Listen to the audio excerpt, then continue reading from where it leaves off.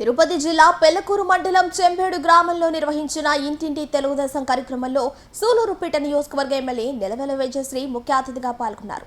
ఈ సందర్భంగా గ్రామంలో ఇంటింటికి వెళ్లిన ఎమ్మెల్యే ప్రజలను కలిసి రాష్ట్ర ప్రభుత్వం అమలు చేస్తున్న సూపర్ 6 పథకాలపై అవగాహన కల్పించారు. ముఖ్యంగా పెన్షన్లు, మహిళలకు ఉచిత బస్సు ప్రయాణం, ఉచిత గ్యాస్ సిలిండర్లు, రైతు భరోసా తదితర సంక్షేమ పథకాల లబ్ధి ప్రజలకు అందుతుందా లేదా అని తెలుసుకున్నారు.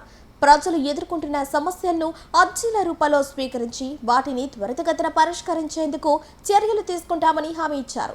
అనంతరం ఎమ్మెల్యే మాట్లాడుతూ వైఎస్ఆర్సీపీ నాయకులు చేస్తున్న విమర్శలను ప్రజలు నమ్మొద్దని సూచించారు.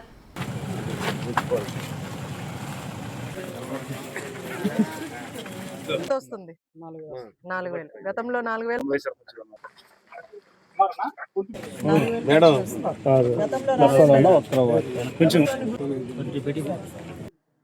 పెట్టుకోండి. మనకి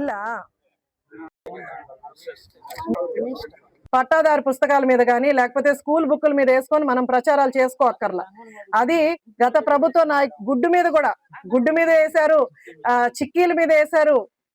ఇంకా వాళ్ళు వేయంది ఏంది లేదనమాట. ఇంకా బట్టల మీద ఒక్కటే వేయలేదు. అవి కూడా ఈసారి ఇచ్చుంటే అది కూడా వేసేసి ఉంటారు. అలా గత పాలన జరిగింది. అలాగే ఎంత అరాచక పాలన జరిగి ఈ రోజు ఆర్థిక ఇబ్బందులు ఉన్న 1,000 రూపాయలు అవ్వాతాతలకు అందరికీ కూడా ఇచ్చాం. ఆ తర్వాత నెల నుంచి పెన్షన్లు అందజేస్తున్నాం. ఉదయం నుంచే పెన్షన్లు అందజేస్తున్నాం. మధ్యాహ్నం లోపు ప్రతి ఒక్కరికి పెన్షన్ ఇచ్చేలాగా మనం ప్రణాళిక వేసుకొని ముందుకెళ్తున్నాం. అలాగే ఒకవేళ 1వ తారీఖు ఆదివారం వల్ల మిగిలిన 2 బిడ్డలు మనం ఇంట్లో పెట్టుకోవాల్సి వస్తుంది. ఈ రోజు ఆ పరిస్థితి లేకుండా స్కూల్కి పంపించగలుగుతున్నాం.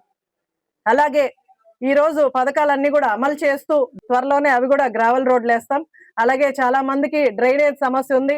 ప్రతి పల్లెలో కూడా ఒక్కొక్కసారి వాళ్ళ కష్టానికి ఎలాంటి ఫలితం లేకుండా అదంతా ఫేక్ అని వాళ్ళ కష్టాన్ని పక్కన పెట్టడం ఎంతవరకు కరెక్ట్ అనేది వాళ్ళు క్వశ్చన్ చేసుకోవాలి. అలాగే ఈ రోజు ఉద్యోగాల కోసం అంటే ప్రతి ఒక్కళ్ళకి గవర్నమెంట్ ఉద్యోగం అంటే అదొక కళ. ఈ రోజు వాళ్ళు కష్టపడి చదువుకొని ఎగ్జామ్స్ రాసి ఇంటర్వ్యూలు పాస్ అయ్యి వాళ్ళ సర్టిఫికేట్స్ పెట్టుకొని ఉద్యోగ అవకాశాలు తెచ్చుకుంటే వాళ్ళని కూడా కించపరుస్తూ మాట్లాడడం. ఇదంతా గత నుంచి 5వ తరగతి వరకు ఒకే టీచర్ ఉంటే పిల్లలు ఎదగలేరు.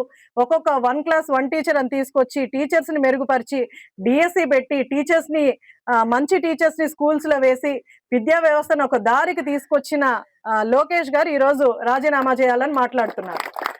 అలాగే ఈ రోజు మనకు రాష్ట్రానికి కంపెనీలు వచ్చిన విషయం మనందరికీ తెలుసు. ముఖ్యంగా మన నియోజకవర్గానికి ఎన్ని కంపెనీలు వచ్చాయో మీరు చూసుకోవాలి. ఇన్ని కంపెనీలు రావడం వల్ల ఎంతో మంది యువతకు ఉద్యోగ అవకాశాలు ఇప్పిస్తున్నారు. అలాగే జాబ్ మేళాలు కండక్ట్ చేసుకొని అందరికీ ఉద్యోగాలు ఇస్తున్నారు. రాష్ట్రం అంతా కూడా ఎన్నో పెట్టుబడులు వస్తున్నాయి. రాష్ట్ర అభివృద్ధి జరుగుతుంది లేదా రాష్ట్రంకి మంచి జరుగుతుంది అన్నది లేకుండా ఎవరైతే రాష్ట్రానికి మంచి చేస్తున్నారో వాళ్ళు రాజీనామా చేయాలని మాట్లాడతారు. వాళ్ళు చేయరు, చేసే వాళ్ళని కూడా ఎంకరేజ్ చేయరు. అలాంటి ప్రభుత్వ గతంలో మనం చూసాం. ఇప్పటికి కూడా అదే అరాచక పాలన వెళ్తుంది. మనం పార్టీలకు అతీతంగా సంక్షేమం గాని అభివృద్ధి గాని చేస్తున్నాం. ఈ రోజు తెలుగుదేశం నాయకులు కూడా ఎక్కడ కూడా దౌర్జన్యాలు చేయట్లేదు. లేకపోతే అవతల భూమిని కబ్జా చేయడమో లేకపోతే వాళ్ళ పేరు మీద ఎక్కించుకోవడమో ఇలాంటివి ఏవి కూడా తెలుగుదేశం ప్రభుత్వం చేయట్లా, తెలుగుదేశం నాయకులు చేయట్లా. కాబట్టి ఏదైనా సరే అధికారులను కూడా మనం ధైర్యంగా ఎదుర్కోవచ్చు. గత 5 సంవత్సరాలు వాళ్ళ పరిపాలనే జరిగింది. ఈ రోజు మనం మన పరిపాలన జరగాలని కూడా అనగట్ల. న్యాయంగా మనకు రావాల్సిన ఏదైనా హక్కు కానీ లేకపోతే ఏదైనా మనది అనుకున్నది ఖచ్చితంగా మనకు వచ్చేలాగా నేను చేస్తాను. మీకు ఎలాంటి ఇష్యూ ఉన్న మండలాల్లో కానీ ఎక్కడైనా సరే నా దృష్టికి తీసుకురండి. తప్పకుండా నేను అధికారులతో మాట్లాడతాను.